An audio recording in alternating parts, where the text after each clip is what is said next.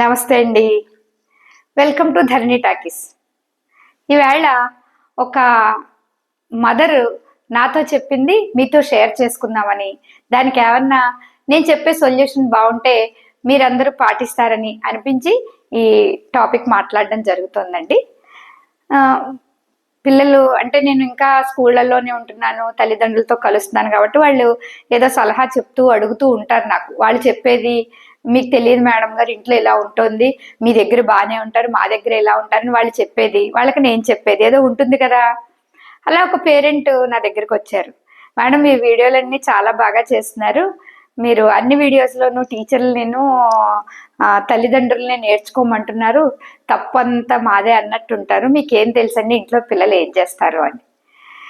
ఏమ్మా ఎంత కష్టం ఏమొచ్చింది, ఏం జరిగింది చెప్పండి అంటే, అసలు ఇంట్లో పిల్లలు మమ్మల్ని పట్టించుకోరండి, ఏం జరిగినా కూడా, ఏం జరుగుతున్నా కూడా, ఒంట్లో బాగోపోయినా, ఒంట్లో బాగున్నా, లేకపోతే నువ్వు ఆ పని చెయ్యొద్దన్నా, ఈ పని చెయ్యమన్నా, ఇద్దరు పిల్లలు, ఒకడేమో 3rd క్లాస్ ఏజ్, 3వ క్లాస్, ఇంకొకడేమో LKG, ఇద్దరు విపరీతంగా కొట్టేసుకుంటారు మేడం గారు. వాళ్ళిద్దరికే చెప్పలేకపోతున్నా, అసలు వాళ్ళు మనం ఎలా ఉన్నామో ఆ పరిస్థితిని అసలు గమనించరు, వాళ్ళ ధోరణి వాళ్ళదే, వాళ్ళకి ఏం కావాలో అదే తప్ప మన గురించి అసలు ఏమీ ఆలోచించరండి, వాళ్ళకి ఇంకెలా చెప్పాలి అని వారు అడిగారు.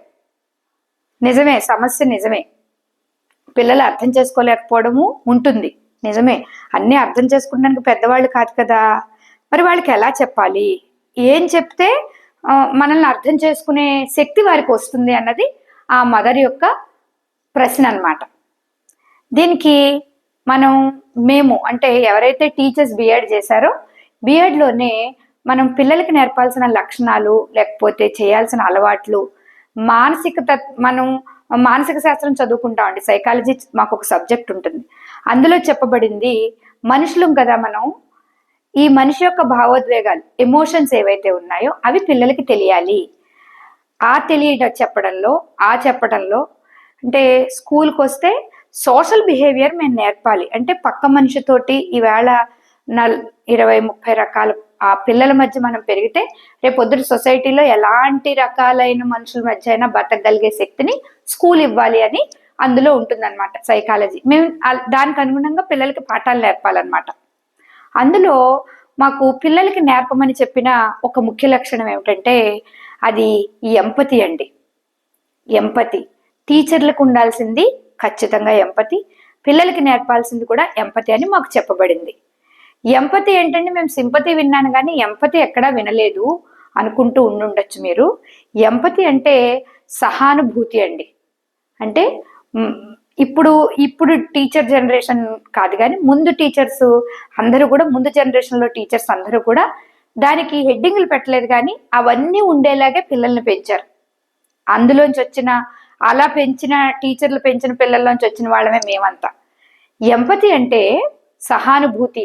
సహానుభూతి ఎలా నేర్పుతాము, అది ఎలాగా చెప్పచ్చు ఇంట్లో కానీ స్కూల్లో కానీ అంటే, మళ్ళీ ఆ మదర్ అనుకుంటారు, మళ్ళీ మేడం గారు పిల్లలకిను చెప్పడం మానేసి టీచర్లకిను అమ్మలకి చెప్తున్నారు అనుకుంటారు.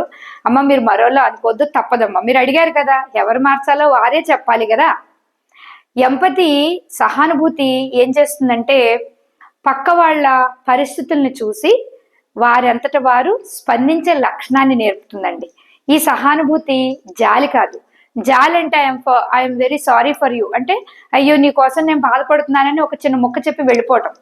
సహానుభూతి అక్కడ భుజం మీద చేసి తన దగ్గరుండి ధైర్యాన్ని ఇవ్వటం, అది సహానుభూతి. మనతో పాటు ఈ చిన్నోడికి దెబ్బ తగిలింది అనుకోండి, అయ్యో నీకు దెబ్బ తగిలిందిరా, పర్లేదురా, నువ్వు పరిగెత్తగలవరా అని ఇంకో ఫ్రెండ్ పక్కన నిలబడి భుజం మీద చేసి ఓదార్చగలగటం. అదే కదా మనం కూడా ఇంట్లో ఆశించేది. పేరెంట్స్ కూడా, అమ్మ నీకు కష్టం వచ్చిందా, పర్లేదమ్మా నేను సపోర్ట్ చేస్తానమ్మా, మరేం పర్వాలేదమ్మా అంటాం. మన పిల్లలకి వస్తే మనకి చాలా ఆనందం. అది ఇంట్లోనూ స్కూల్లోనూ ఇలాంటి ఉదాహరణ వల్ల, ఇలాంటి ఘటన వల్ల అర్థమవుతుందండి వాళ్ళకి. దయాగుణం, మనం రతన్ టాటా గారి గురించి విన్నాం, ఈ మధ్య వారు కాలం చేశారు. ప్రపంచంలో అతి ఉన్నతమైన వ్యాపారస్తుల్లో వారొకరండి. ఆయన వ్యాపారం చేయలేదా, చేశారు. లాభాలు తెచ్చారా, తెచ్చారు. కానీ అందరిలాగా వ్యాపారం చేసిన ఆయనకి ఎందుకు పేరు వచ్చిందంటే ఆయనలో ఆ దయాగుణం ఉండబట్టి. ఎంపతి అంటే ఈ కష్టం, అయ్యో ఇంత కష్టం వచ్చింది, నేనేం చేయగలను అని ఆయన స్పందించబట్టి. ఆ స్పందన కొన్ని వేల కుటుంబాలకి ధైర్యం అయింది కదా. అందరం కూడా ఏ తీరులోనైనా ఇంకొక మనిషి పట్ల, ఇంకొక ఘటన పట్ల మనిషిలా స్పందించే లక్షణాన్ని మనం నేర్పగలగాలండి. ముందు ఇంట్లో అమ్మకి అయ్యో అమ్మకి ఇలా అయిందా, అయ్యో నేను హెల్ప్ చేస్తానమ్మా, పర్లేదమ్మా ఈవేళ నాకు వద్దులే, పర్లేదమ్మా నేను సపోర్ట్ చేస్తానమ్మా, నేను ఓడలేకపోతున్నాను అంటే అయ్యో అమ్మ నేను చెత్త పొయ్యంలే అమ్మా. ఇవే చిన్న చిన్న లక్షణాలు. సహానుభూతి ఇప్పటి నుంచి ఇలాగే నేర్పాలండి. నువ్వు నా పనిలో ఏం ముట్టుకోవద్దు, నువ్వు నాకేమీ చేయక్కర్లేదు, నువ్వు లోపలికి రాక్కర్లేదు, నీ చదువు నువ్వు చదువుకో అంటే వాడు చదువుకుంటాడు. అంతే కదా. మీకు నచ్చినప్పుడు వాడు స్పందించాలంటే కష్టం కదండి. మీకు నచ్చినప్పుడు వాడు స్పందించలేడు. వాడికి స్పందించేలా ఇప్పుడు నేర్పితే మీకు అవసరమైనప్పుడు వాడు స్పందించగలడు.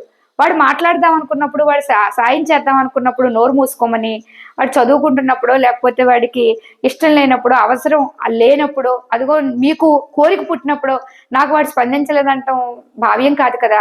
ఆలోచించండి.